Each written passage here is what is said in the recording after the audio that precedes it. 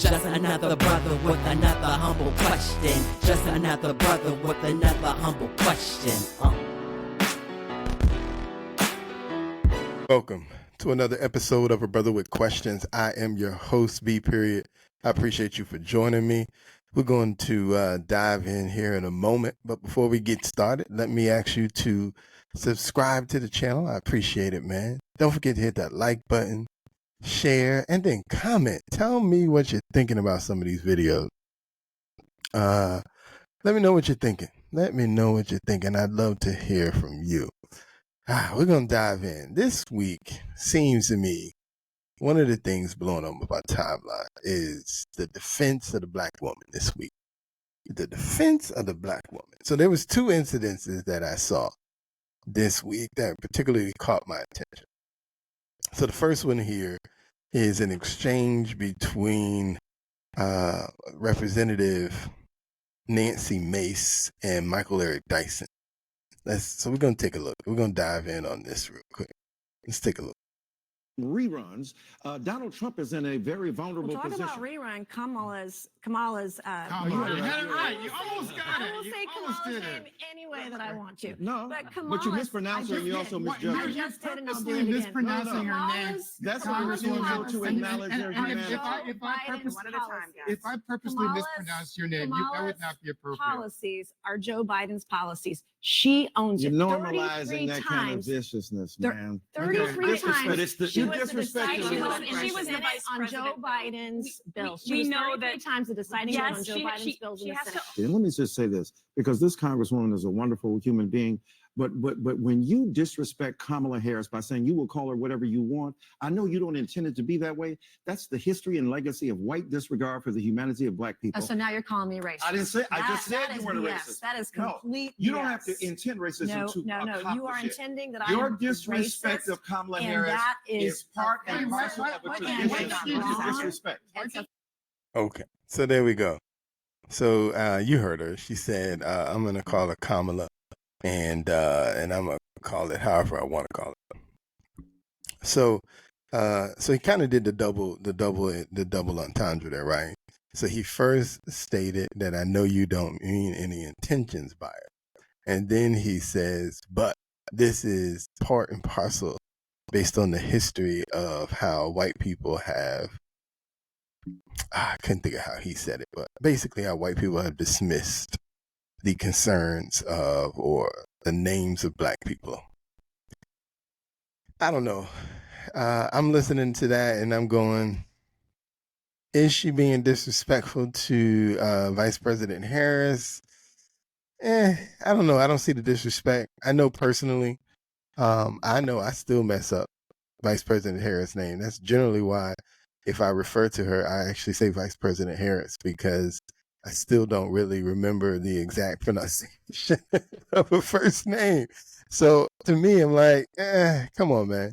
You know, it's no different as a school teacher. Sometimes you see these names on a paper and you just wonder, how am I supposed to say this?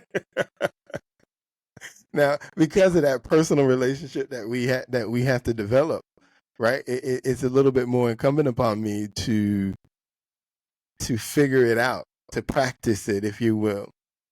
But when you know, as a representative who is dealing with the president from afar, I'd imagine, especially being that she's on the other side, it's not, I don't really see it as in her purview that she just has to, per se, you know, and again, it sounded like she was attempting to do it the right way, but she still messed it up. And then it was like, all right, come on, y'all. I'm not going to do this back and forth job.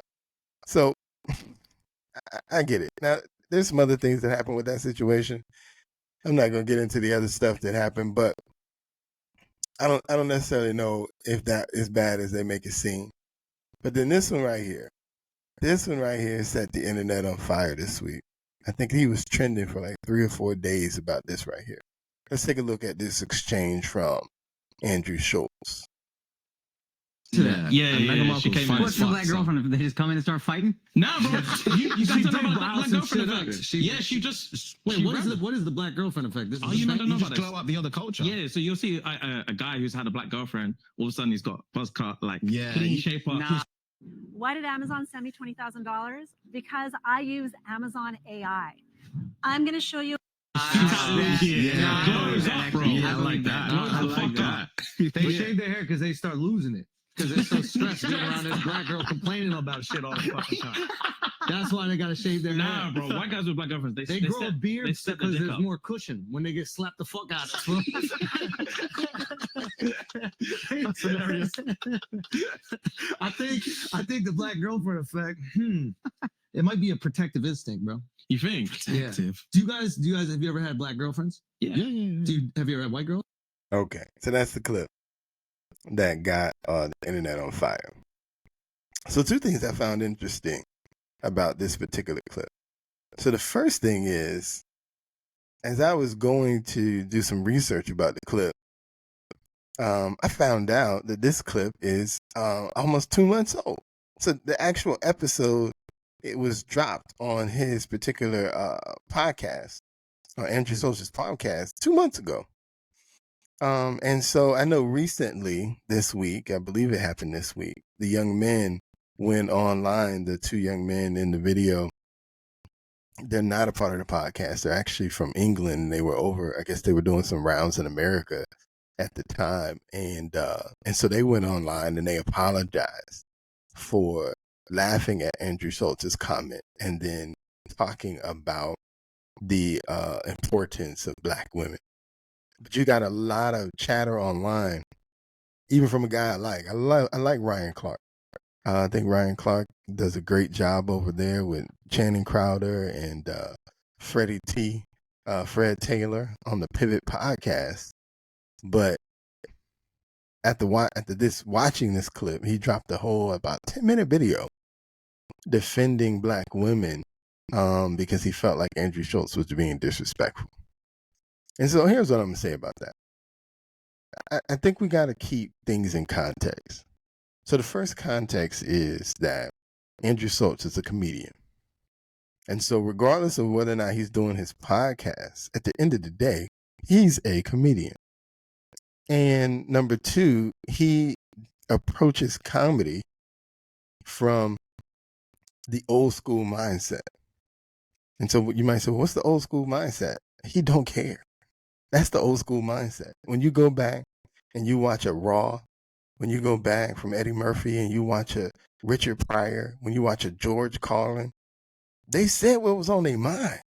And they could care less about what the audience had to say about their political correctness as it relates to what they had to say.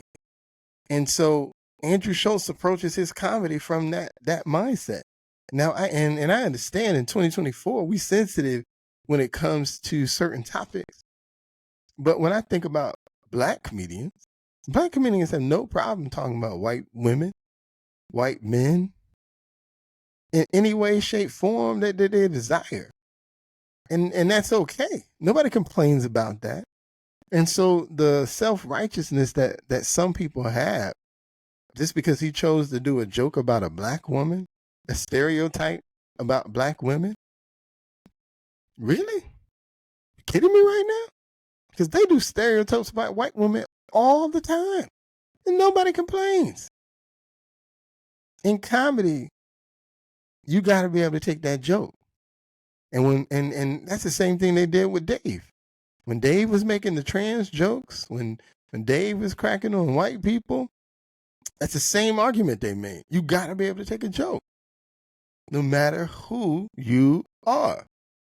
And so that applies to white women, white men, black women. You got to be able to take the joke. If you're going to laugh at the joke about the guy with a handicap, then you got to laugh at the joke about with the woman. And so regardless of what you think or don't think, we all know that this woman exists. We all know that there's some black women that are going to act that way. We all know some of those black women in our own lives. So to pretend that how dare he make that joke, man, please, grow up. That's life. If you're going to laugh at the other comedian jokes, you better laugh at that one too. Because I don't care what you say. That was funny. And on that note, I'm B. Period. And I'm out.